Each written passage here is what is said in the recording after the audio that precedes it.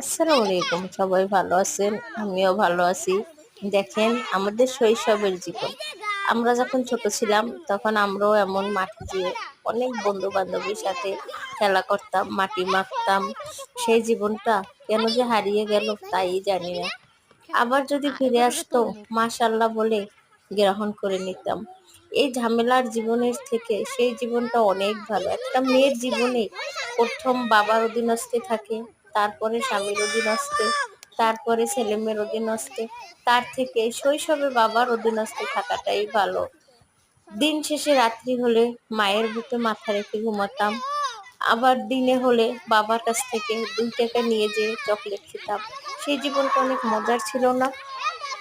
আমাদের এই বড় লাইফের জীবনের থেকে ছোট লাইফটাই অনেক বেটার।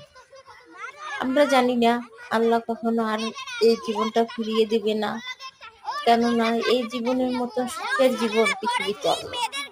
সবাই কমেন্ট করে জানিয়ে যাবেন কার কার এই শৈশবের জীবনটা ভালো লাগে। অ্যান্ড মায়ের ভালোবাসা, বাবার কাছে আবদার করতে ভালো লাগে।